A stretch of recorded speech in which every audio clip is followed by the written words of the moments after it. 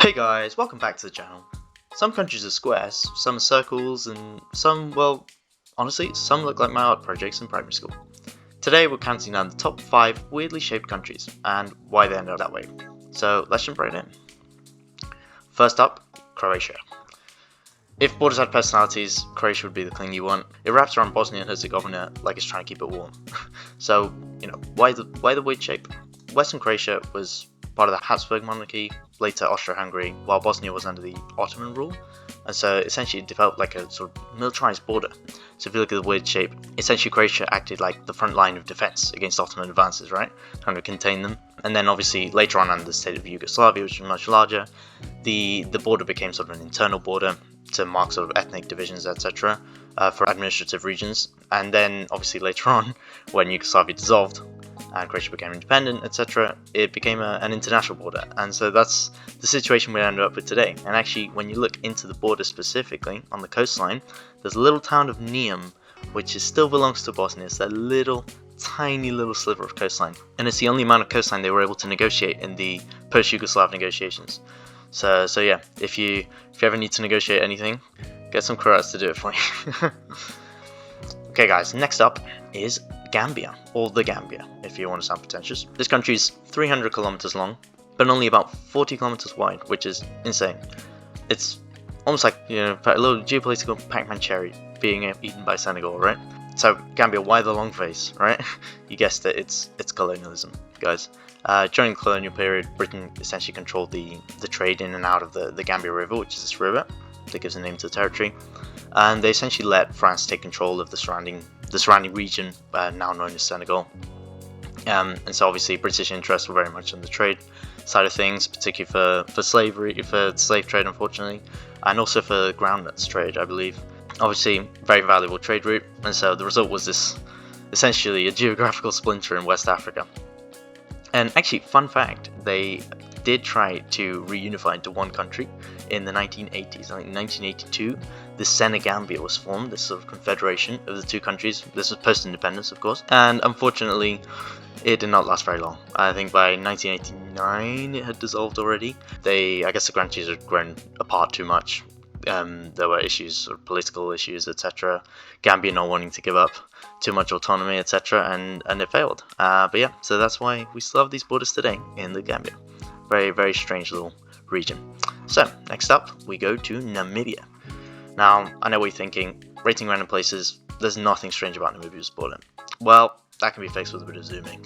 If we look at this region over here, much like a teenager on an awkward date, Namibia was trying to put its arm around Botswana's shoulder so that their colonial rulers, Germany, could reach the Zambezi River and trade across Africa. Turns out they actually failed to realize the Victoria Falls were right here. 100-meter tall Victoria Falls were in the way. Anyways, it didn't take long for them to realize they'd been tricked by the British in the Heligoland-Zanzibar Treaty, but it was too late. It was too late for them, and they were left with this largely useless panhandle border now that they couldn't use to trade across Africa because the Victoria Falls were in the way, and obviously they weren't navigable at all.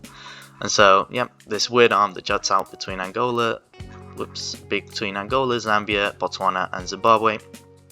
It's called the Caprivi Strip, and to this day, it's one of the weirdest and, to be honest, I would argue, least useful panhandle borders in the world. Very strange border in Africa. And actually leads up to this sort of 4 country border right up here in the center. Not quite 4-point, but 2 3 country borders in the middle of the Zambezi River as well, which is a matter for another video, but also very, very interesting. There's a bridge crossing there as well. So, moving on to our 4th destination, we are going to Uzbekistan. If I can find it, here we go. Uzbekistan. Now, you'll notice in this entire region, guys, the borders are an absolute mess.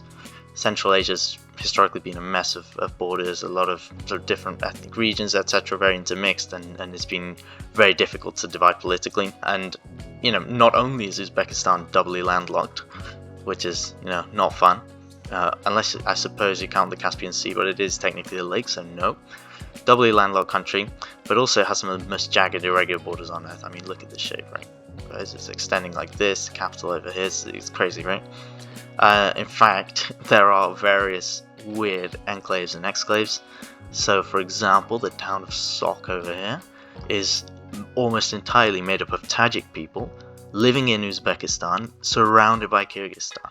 So you can imagine what it's like out there. Gosh, the administrative nightmare. And the history of these borders is obviously incredibly complex. There's a long list of border disputes, but generally it's agreed that the Soviet Union essentially drew the borders between the republics in a way that divided them within the Fergana Plain, which is this sort of very fertile region with the Fergana River. I think it's called the Fergana River, the river running through. And it wanted to, essentially the Soviet Union divided them in such a way that they couldn't become too powerful. It prevented them from becoming too powerful, and the result was this entire sort of relatively populated region being divided up in a completely confusing way.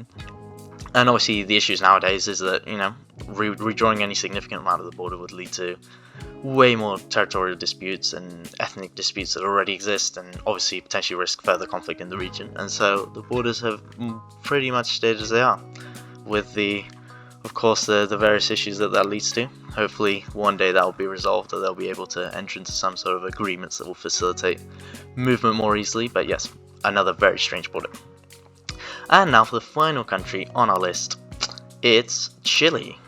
Now, I know, not surprising, but there is something in their history that made Chile even longer than you would have expected due to physical geography, so hold out for that one. We've all seen the Empire of Chile memes, and, you know, it's very true, guys. Chile is by far the country with the longest aspect ratio in the world. 4,300 kilometers north to south, but only about 180 kilometers wide on average. Absolutely crazy. Of course, the Andes Mountains over here, guys, are a big part of the explanations. They've always prevented settlers from expanding too far inland, obviously having to sit quite close to the coastline or sort of halfway inland, but not all the way. But that's actually only half of the picture, because Chile used to be, yes, very narrow, but actually not that tall in the past. The turning point was actually the war in the Pacific, the War of the Pacific, sorry, against Peru and Bolivia. And that's when they actually secured the Antofagasta region from Bolivia, and further up from Peru they secured, I think, the Tarapacá region, which I think is up here. And actually, in fact, that's the only reason that Bolivia's landlocked nowadays. So yeah, sorry Bolivia, but yeah, they lost that. But it didn't stop there. Chile continued to expand in the other direction also. By the late 19th and 20th centuries, Chile had also expanded all the way south, right down to the Tierra del Fuego, essentially, region. Right up next to Argentina in the south, where essentially they wanted to secure shipping routes and expand the space available for a new wave of European immigrants, reaching right down to the tip of South America. So Chile, another very unusual country. What about this? Whoa. That is a whole can of worms I don't want to open right now. We will leave that one for another video, shall we? Thanks for watching, guys. Hit subscribe to support the channel, and let me know if we missed any other weird borders. See you next time.